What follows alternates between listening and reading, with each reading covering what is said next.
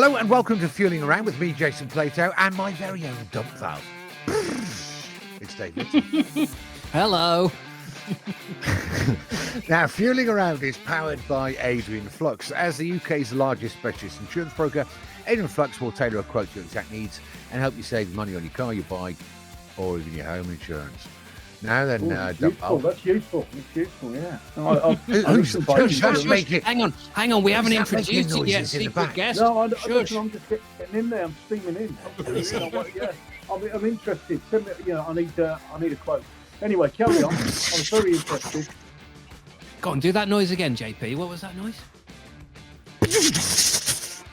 So is that what a dump valve sounds like? Well, it does in my head, but in reality, it probably doesn't. It's like, from the rally stuff, I'm thinking like Subaru Imprezas, Right. like Yeah, Evos, yeah, Mitsubishi yeah. Evos, all those sorts of things. Go on, have a go, Dave. It's great. Try it. That's a misfire. Yeah, is that a misfire? Go on, do it again. Let me learn it.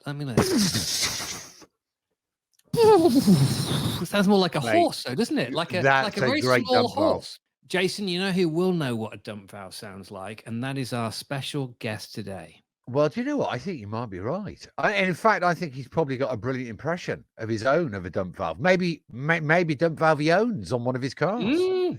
So our guest today is a man who quite literally makes dreams come true. He's a TV presenter, a motoring journalist, a mechanic, and a musician. And he makes up exactly 50% of the telly talent on a hit TV car show, which I just love the feel of. Too. It's Car SOS. It is, of course, the one and only Fuzz Townshend. How are you, mate? I'm very well. Hooray! I'm here. And at long last. Tremendous guys. Yeah, I know. It's taken a while, hasn't it?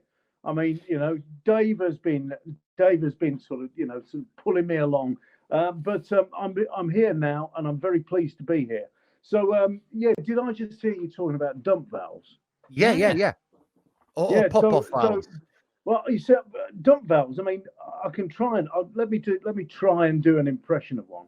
So I mean, well, it's going to be difficult, isn't it? Because I don't have a vehicle with a dump valve on, so I'm going to have a go at one anyway. So I'm going to go. But what was it? How was that? It sounds like you got a speech impediment. Yeah, well, I've got a bit of a loose tooth actually, but you know what? Dump valves are for tossers, really, aren't they? Why do you need? Are they? Come on, you don't need. No, I agree. Okay, you want your turbo to spool down and all that kind of thing, but let's face it. Come on, it's much better to have a big, thumping, old-fashioned engine with a massive flywheel on the end of it. That it's hard. Makes it hard to change your straight cut gearbox and all that kind of thing. That's where the magic lies. Dump valve. No, you want a small flywheel. In fact, you don't want a flywheel at all. You want nothing there. Do you not think? No, honestly, that's not the kind of vehicle I rock with. No, don't want it. Don't want it at all. Listen, I know you like to go fast. That's great, but the art is being able to drive something that is proper nadgery and slow. See, I don't fully understand what a dump valve is, if I'm being awfully honest. Okay, right. Okay, so what your dump valve is going to do when you've got your turbocharger spooling up, going really fast, and then quickly you want to drop the revs of the engine because you want to maybe want to go to the next gear. But you want your turbo to sort of spool down so it comes in at the right point. So what happens is your dump valve dumps all that pressure. You put your foot on the accelerator again, and up it spools again, providing the pressure at the correct point. Got it. You see? Yeah. We learned something new today, Jason. Well, you probably knew that already. I knew that. Well, listen, I didn't know that. His dump valve knowledge is well known. Yeah. Do you know what? I'd rather have a turbo which had boost all the time. Yeah, but why don't you have Have you heard of turbo lag, Dave? I have heard of turbo lag, and again, I'm not fully aware of what that is either.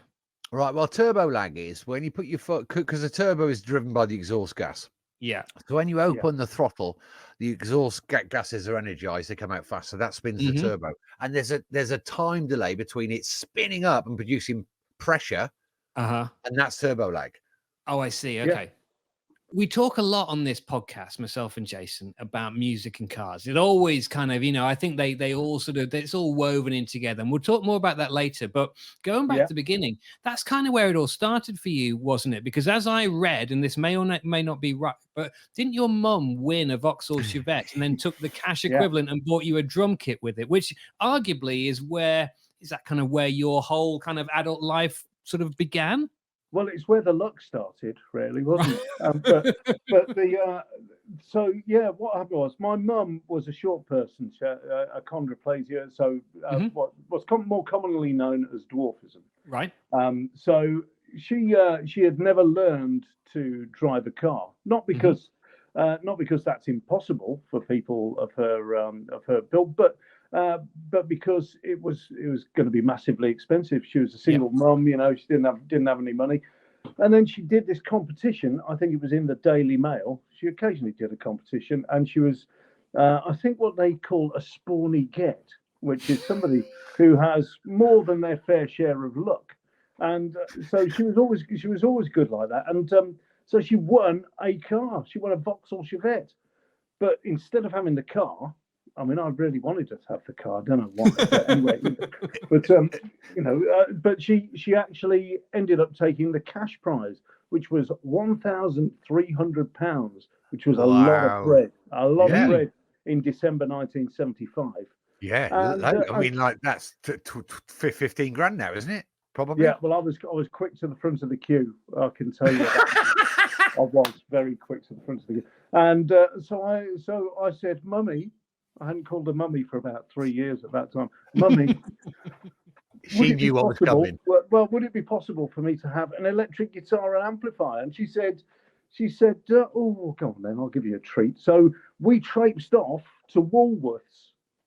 Now, this is how prepared I was for this. We went to Woolworths in Birmingham City Centre in the Bullring with a couple of my friends, and went to the music department of the massive Woolworths there, because they used to have one of those.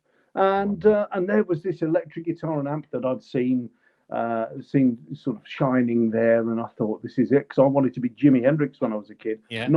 Not dead, but actually, a guitar virtuoso. Legend. Yeah. And I'd had guitars since I was about 6 years old.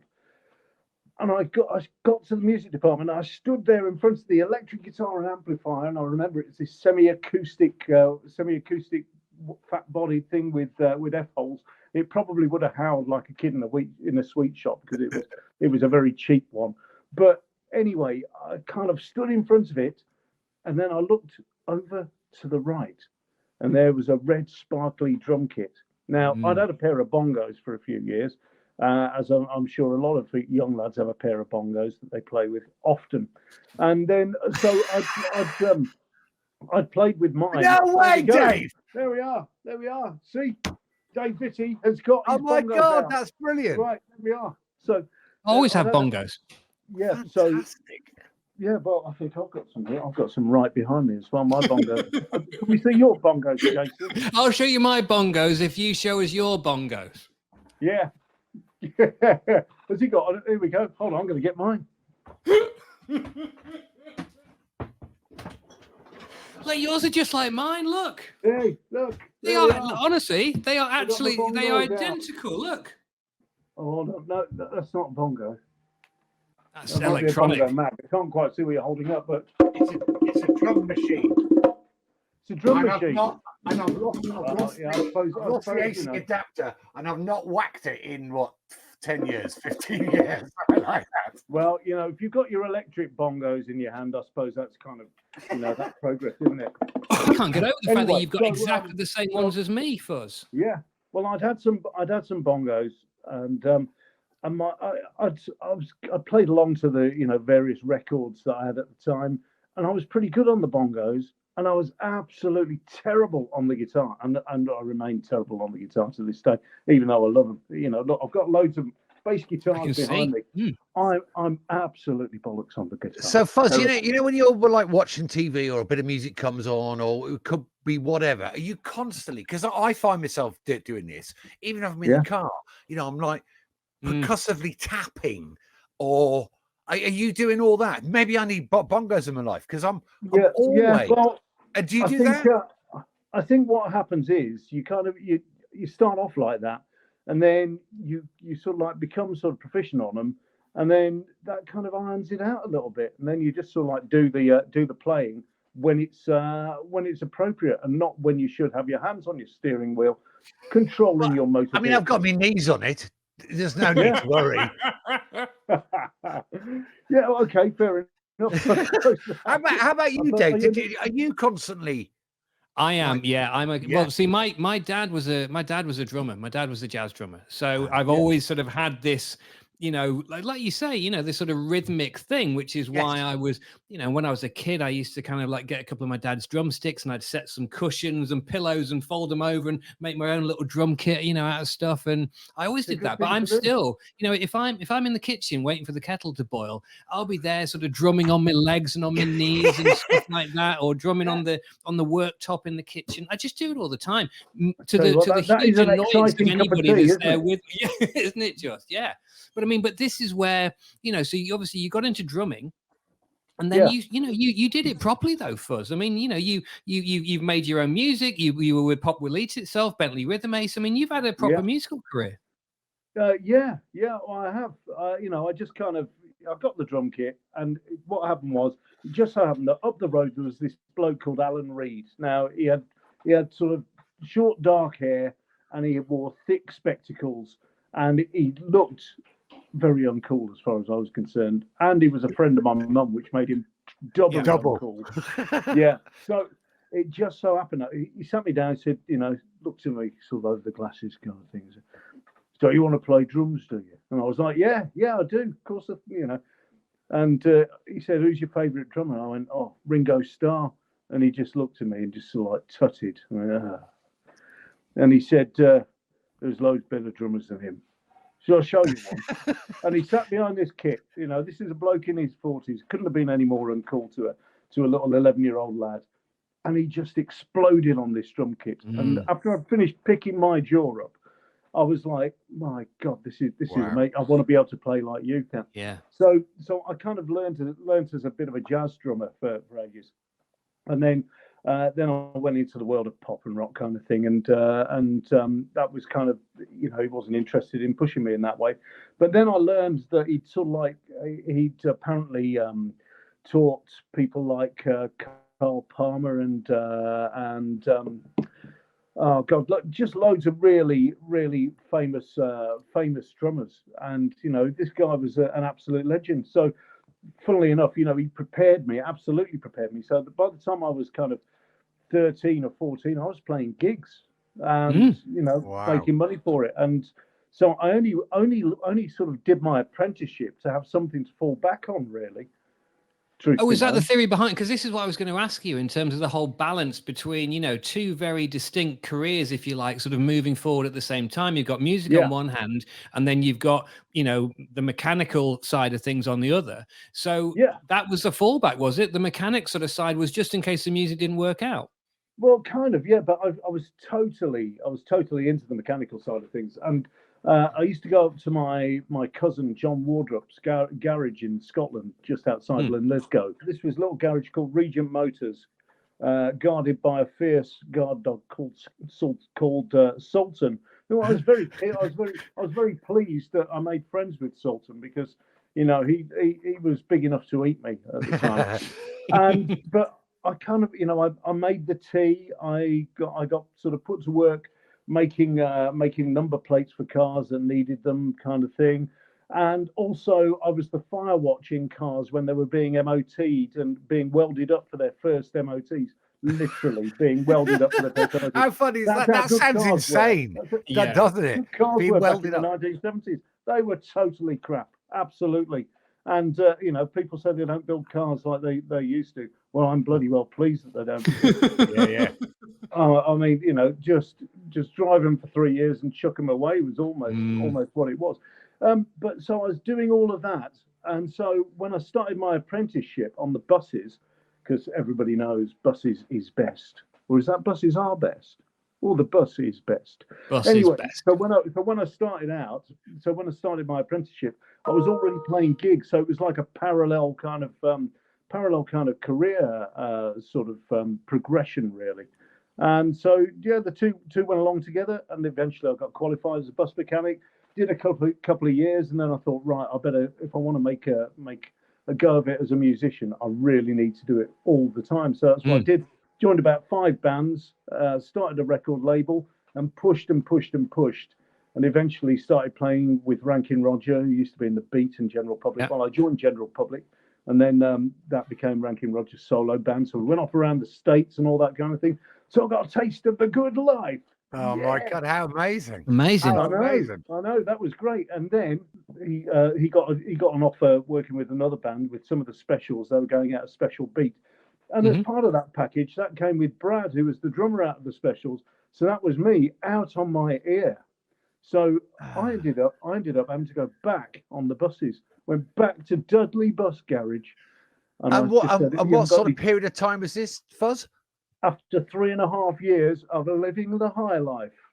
And what year was this?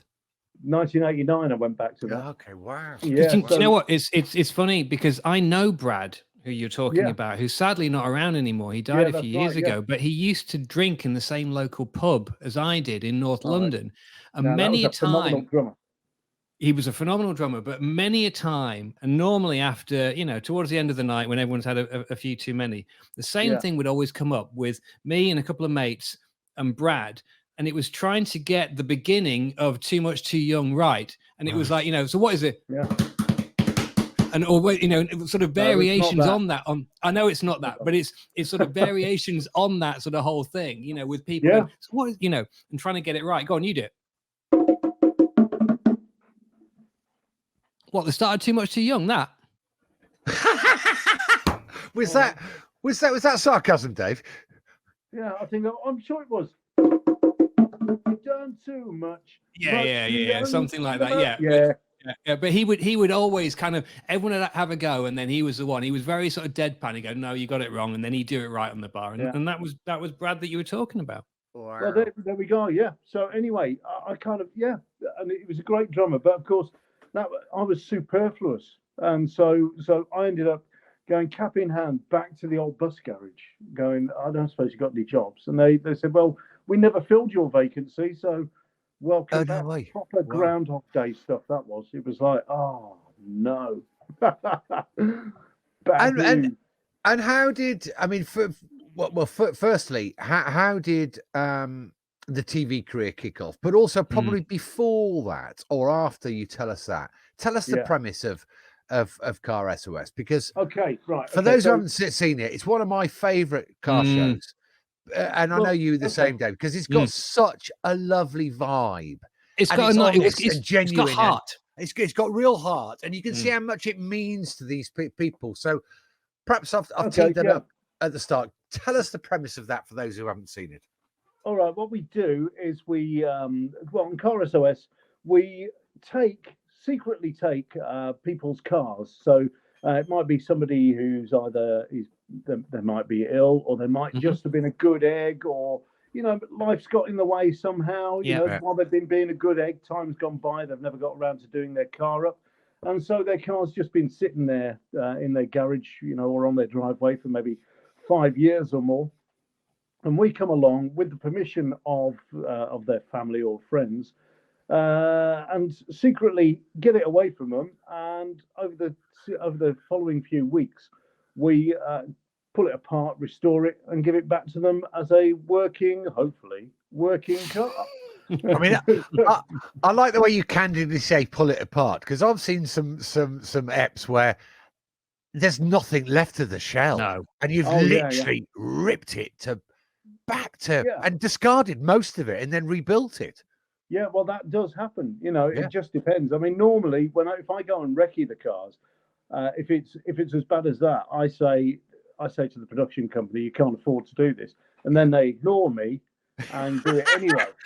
And then moan lots when it costs them lots of money. But at least that's out of my hands at that point. Yeah, then, you've warned them, haven't you? Well, Yeah. I told you.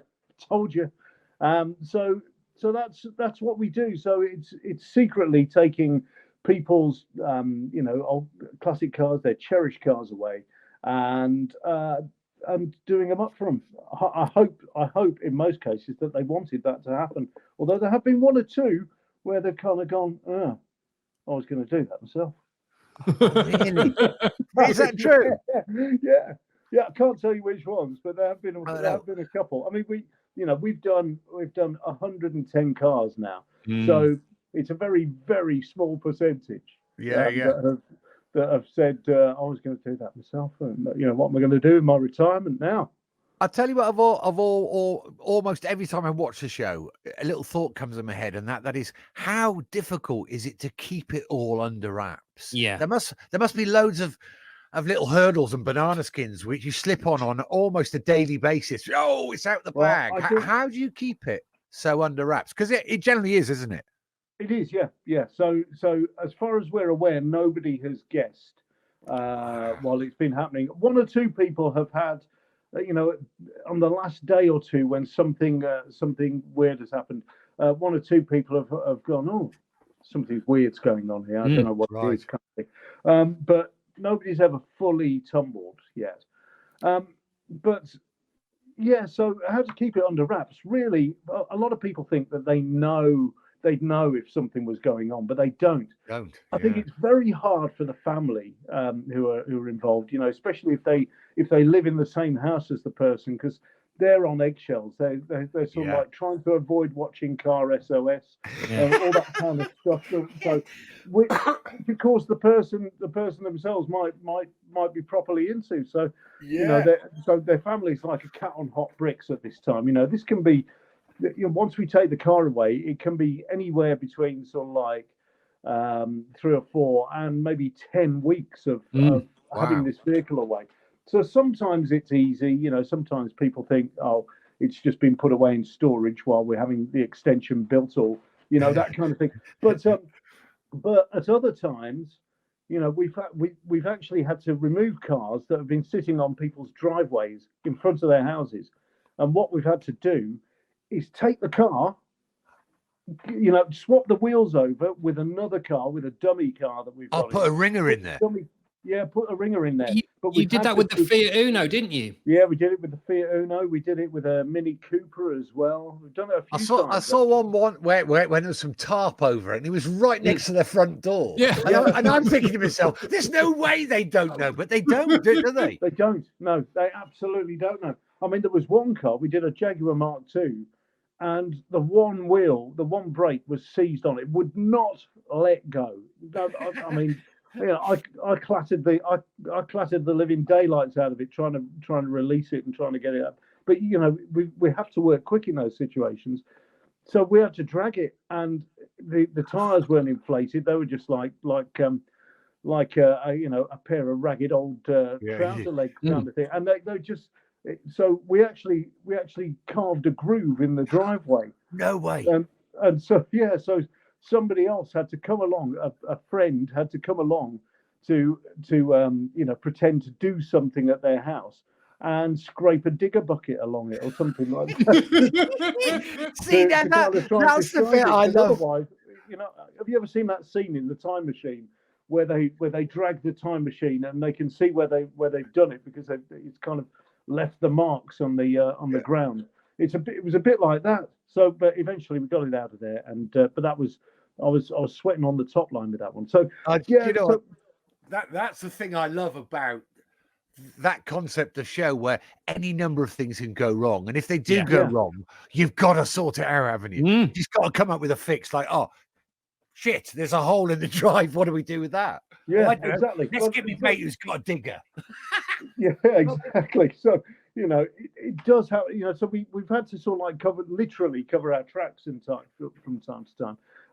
But it's a tough call, and then of course you've got to hit the ground running. When you've got the vehicle in, you've got to be able to sort of like make sure that You've got everything that you need for it, and you know, that can be difficult. So we have to sort of like lean on a lot of very kind you know, people and organisations and companies, businesses and that, you know, and say, look, can we have everything that we need, that we might possibly need for this particular kind of car that you supply, and then we'll give you the bits back that we don't use, and all of that kind of stuff, because we've got to have everything there on the go so that we can hit the ground running, because you know, some of these cars are proper old nails, really, not to put too fine a point on it, you know. So yeah, we got to do it, but it's down to the people who work on it, you know, the team in the workshops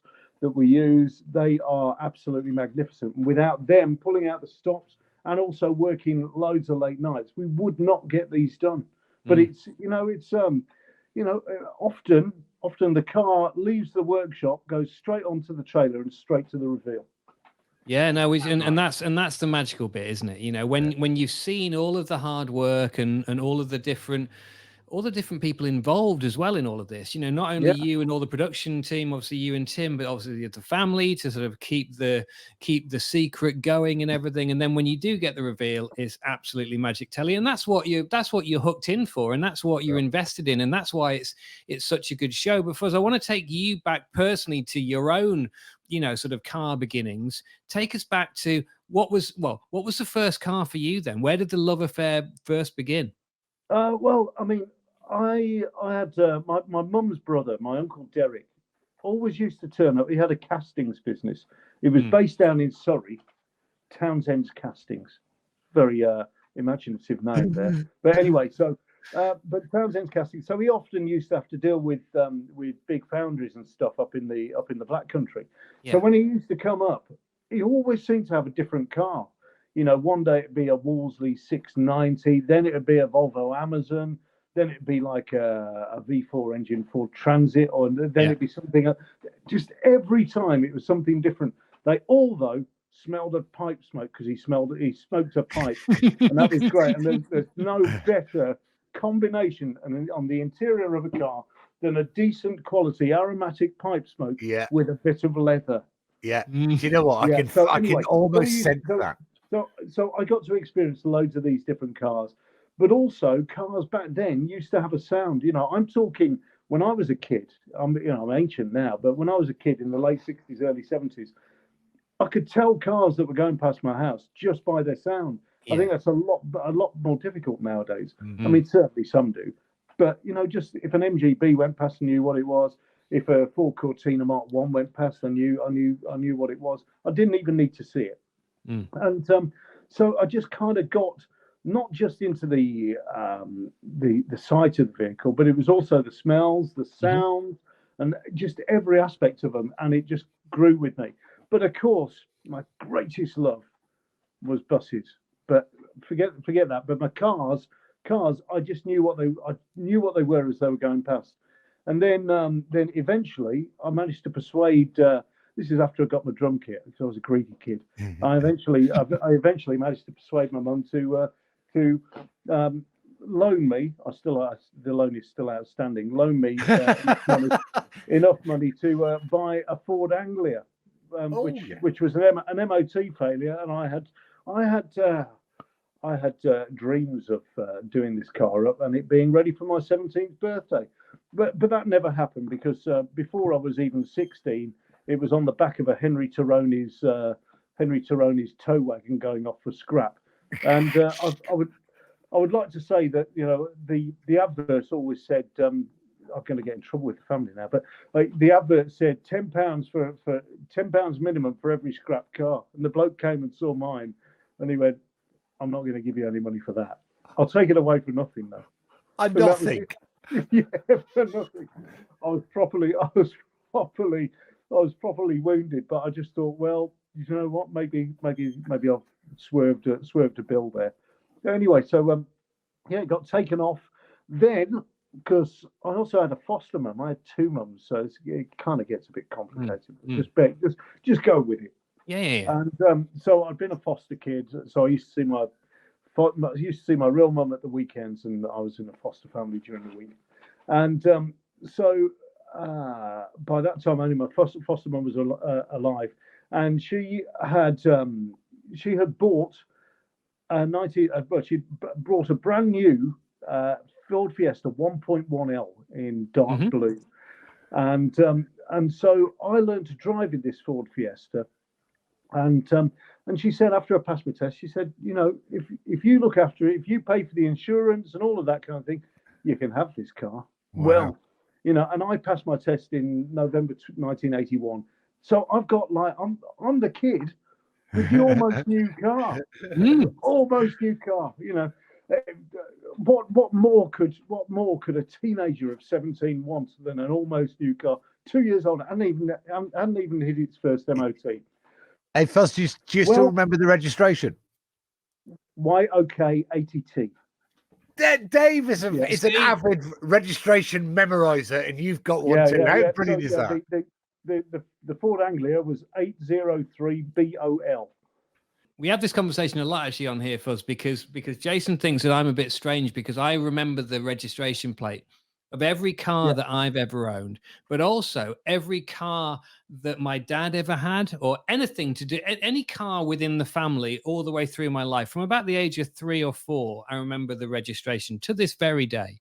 Yeah, and I think that's normal, but maybe it isn't. AOH 722K, TON 638N. There you go, look. All of them, they're all there. See, I'm not saying it's not normal, but it is in my mind. In my mind, because I can't remember it. I think it's amazing and really quite lush, actually, that you can remember, its name, if you like. Yeah, but you're just setting yourself up for disappointment, aren't you? Because as soon all that happened was we've retained these registration numbers in our heads all this time, all of this information about all of these cars, all of these vehicles, and then along came the computer, along came the internet, and we were able to find out that they'd all been scrapped. Set yourself up for failure. I know. You can't you? Yeah, and I do that. I do that on a regular basis. If I've got nothing else to do, I'll sometimes have a little look back, and I'll kind of go, I wonder if that Capri that I had, I wonder if it's still on the road. No. I wonder if that Cortina, I know, Golf GTI that I had, no, that's gone as well. But they've been buried and they've had a really nice life, and they've just gone to the car afterlife, haven't they? That's the thought process. Not if I owned them, they haven't. Apart from the Anglia, that's just rotten. Absolutely. Now, I mean, the thing is, I'm sitting here, Fuzz, and I'm trying to work out in my own head, right? Because obviously we know about your mechanical background and obviously the telly show and you're mad on buses, but I'm fascinated, and I've got no idea what this is. I would be fascinated to know what your daily drive is these days. What do you go out in? What do you go to Tesco's in? What's your car? Well, I quite often go out. Hold on, let me just show you what I've got lined up outside here to go to the shops in. Where are we? Here we go. Oh, I don't know if you can see that. Hold on, I'll open up the window. Everything's going to fall off the window ledge here. Right. It's like through the keyhole, isn't it? Can you see that? Oh my word! What's that? What is it? What's that? That's a 1933 Riley 9 Monaco. Blimey. Sounds amazing. So herein is my point, Jason. It's because I didn't think that, he was going to be driving a Hyundai Tucson or something or whatever. I knew that it was going to be something away from the norm, something a little bit more interesting. And indeed, with that Riley that you've just shown us out there, then, that's what we thought. Yeah, it's only a way of making dull blokes a bit more interesting, isn't it? And I do get stopped by a lot of old blokes in ill-fitting cream sweaters, and they do spend a long time talking to me in the supermarket car parks. But that's all right, because I like those kind of people. That's my kind of. Nothing wrong with that, mate. No, nothing wrong with that. I also the newest car that we actually own is a Sanyong Corando. Okay. let me just get that in my head again. A Sanyong Corando. That's I've correct. heard Yeah. of the Sanyong Dark Horse. Is that a car? I No, don't know. I've Woosung never heard Dark of that one. Horse. No, okay. No, that's a I've got- tyre. That's a but tyre. also, no. But also, I've now sort of had a little word with the guys at Sanyong, and they've loaned me a Rexton. That's a Rexton. Now that was That's that's isn't it? one that I always think sounds too much like the Sanyong rectum. Yeah, I knew you were going to say that. That's why I was very clear about it. Come on, But, Bud. I like Give us an them. honest So, appraisal of so the an Rectum. The honest Rexton. appraisal. The Rexton. Well, put it this way. I sail past many a Range Rover and a Jaguar. on the No hardship. way. I do, yeah. Well, they're all sat there with all their faults on, the lights on, and all that kind of stuff. that thing just keeps going. I never have any bother with it. And the Corando, I mean, it's 10 years old now. It's a 13 plate. No bother at all. I can remember the first time I saw one on a motorway about, I don't know, probably about 6 or 7 years ago. Yeah, And literally, I'm driving, and you know when you instantly recognise the silhouette of a car or the rear lights, because we're those sorts of people who can conceal sure. that. And I'm looking at it, it's coming at me, and I'm coming at it. I'm thinking, what the hell is that? And I've spotted the badge. I'm like, never seen that before, and I didn't know what it was. And then the weirdest thing is that happened again not that long after, and that was the Polestar. And I did that with the Polestar. I went, what is that? It looks like a Volvo. Well, it's not a Volvo. It's a what? Yeah, exactly. Well, you know, they're kind of coming out of the woodwork, a lot of these cars, and there's sort of a bit of a sea change because some of the older brands are not living up to people's expectations, and some of them are not moving quickly enough, or others are they're just kind of getting slightly wrong-footed because we've got all this change going on now, and I think it's quite a good fun time to see what's developing, because let's face it, I mean, when Dale Winton was giving away Kia Prides on supermarket sweeps back in the 1990s, well, there's an image. Every single one of us was going, "A what?" Yeah, what and is that actually, then? it's a good point you make. Actually, they make really quite good cars now. Yeah, exactly. So, and that's the whole point. But back in 30 years ago, people were going, "I'm not having one of them because they're going to be rubbish." But they weren't rubbish, and now they've taken over the world. Hey, Fuzz, here's a question for you. Where do you stand on electric cars? Well, I don't know, wherever it's safe to do so. Funny joke, you get that? No, where do I stand on electric cars? Electric cars are great. Now, I have an electric motor scooter. I've just passed my CBT 2 or 3 days ago. I did. Yeah, I'm going on to 2 wheels. I'm giving it a go. Although the more I do research on it, and I've got my theory test tomorrow, and I've been revising like crazy today.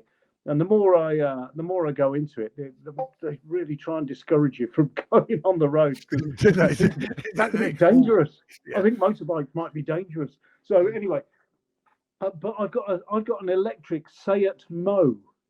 So it's a little motor scooter. It's rated at 125 cc would be its rating if it had an engine, but it's an electric version. So and what's it like? I'm now legal to ride that kind of thing, and I think things like that are great. It'll do sort of 60 miles per hour, and it's got a range of around about 80 miles. Now that's great because I'm not gonna go from Land's End to John O'Groats on that. No. Although maybe I should. Maybe I should do it. See, you are mad enough to do that. I would love to do something like that. I would love to go from Land's End to John O'Groats or around the whole coast of Great Britain or somewhere or other, only using electric vehicles, but never the same sort of vehicle again. So, I'd have to use a milk float, a trolley bus, an electric scooter, an electric skateboard. Fuzz, if only you knew a TV production company and a channel that might be interested in this as a program, you could actually do that as a series, surely. Yeah. Listen, I've tried them. They just look at me and just go, well, no. Can I just say, I know what's wrong. Not a returning format. I know what's wrong. A returning format. You're turning up in the rectum, aren't you? Ditch the rectum. Right, don't turn up for these production meetings, pitches in the rectum. Okay, so turn up on my Seat Mo. Okay, I'll do Yes. that. I'll do that. So, but anyway, so electric cars, I think they're great. You just have to plan differently, don't you? It's a bit like having a steam car. You've got to have you've got to know where you're going to get your next bucket of coal from. Yeah, but you can still do it. You can still have a steam car. You can have an electric car, but you've just got to know where all your charging points are and if they're all working and all that kind of stuff. So just plan your route. But ultimately, probably if you're doing lots of long distances and stuff like that, surely something that utilizes a kind of free-flowing, transportable fuel source is going to be the way forward. And I guess that has to be either hydrogen or of course, synthetic fuels, synthetic petrols and stuff like that. Or, of course, I don't know, if you can charge your phone by just plonking it on top of something, surely dig up all the roads and put charging points all the way along underneath the surface. I don't know, something like that. So people who are far more clever than I are going to come up with that. And besides that, by the time they've dug those up, I'm going to be dead. So it doesn't. I don't care. Isn't it funny, Fuzz? Talking about coming sort of full circle before is that when you talk about stuff, and as you say, electric cars are the future, and maybe even sort of roads that could charge the cars, and it's the complete opposite emotionally and everything to what you were describing before, which is obviously the old cars, and you were talking about that, sort of that concoction, that sort of heady smell of leather and pipe smoke and oil. You still have the leather and pipe smoke, although it's very difficult to get your pipe tobacco now. Yeah, but this is the one thing that we always say about electric cars is that much as we understand that they're sensible and they're their future, but they don't have the same emotion, and they don't kind of hark the same memories that we have with if you like traditional cars, and a lot of that is to do with sounds and smells, isn't it? I'd like to argue against that, Dave, because I mean, have you noticed how the electric Porsches? Do you remember that program, that cartoon, Wacky Races? Yes, of course. You remember the creepy coupe, which was like like the Munsters kind of had that sound as it went along. Yeah. Don't those Porsches sound like the creepy coupe? They've got that kind of feel to them, haven't they? That synthesized noise they put out. Yes. Yeah, exactly. It's the creepy coupe. Every time I think of that, every time I hear one. So actually, that's quite a good thing because they're a recognizable sound. I don't think that the designers at Porsche realized that they were copying the sound of the creepy coupe from. Do you know the true story of that? From 1968. Do you know the true story of that noise from Porsche in their Taycan? When they developed their Le Mans car, which is the hybrid car, when it was on electric, the drivers, they lost the sense, and they found that by creating this artificial synthesized noise and tuning it in a racing environment made the drivers drive faster. Oh, right. Really? And that's what, and that's where they took their inspiration from. And it's a similar sort of noise which they pipe through the earphones of the drivers. Yeah. Yeah. The creepy coupe from 1968. Yeah. Blimey. Well, there Isn't that amazing? It is amazing. It is amazing. And listen, as we are, Jason, we are just about running out of time slightly, but we talked about music earlier on and music and motors. I want you to ask Fuzz the final question, because as a thing, I think this is sort of tailored almost perfectly for you, Fuzz, in terms of your career and your life and everything mixed together. As Dave said earlier, he kind of teased you up for it. Yeah. We want a fantasy drive, okay? And we want to know where you are, where you're going to, what are you listening to, and most importantly, what are you driving?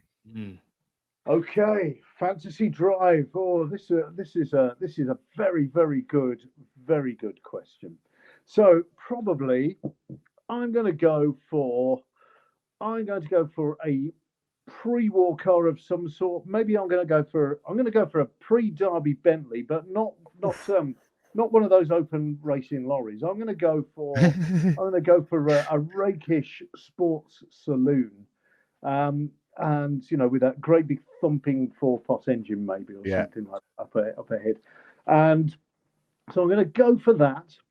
And what am I going to listen to as I go? Well, where is it going to be? It's going to be around the entire coast of Great Britain, and then I'm also going to go all the way around Northern Ireland and all the way around the Irish Republic, all the way around there. I want to keep going for as long as I possibly can because I want to be able to. I want to know my way around the coast absolutely intimately.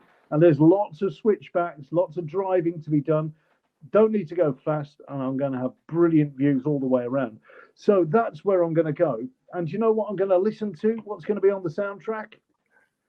I'm not going to have a radio or anything in there because I want to listen to the engine and that little gearbox. I don't want to hear anything. Oh, brilliant. Music.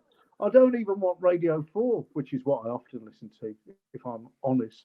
But I don't want anything. I just want to hear what's going on with that magnificent vehicle. I want to see the views. And occasionally, I want to stop off at proper fish and chip shops. Oh, do you know what? Fish and chips cooked in beef dripping. Yes. Oh, can we come too, please? I mean, the idea of being by the coast somewhere, you know, and eating proper fish and chips and then maybe a couple of cold beers at the end of it, that sounds perfect, doesn't it?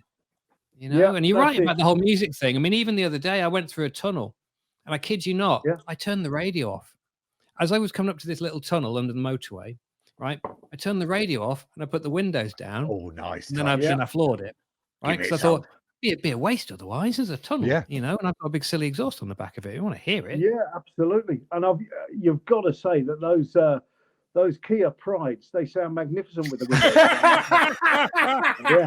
I would do the same if I had one. Like I tell you what, absolutely. It was a very, very sexy moment. And on that note, Jason, I think you need to take us out. Well, sadly, we do have to go. And that's about it for this week's Fueling Around, powered by Adrian Flux.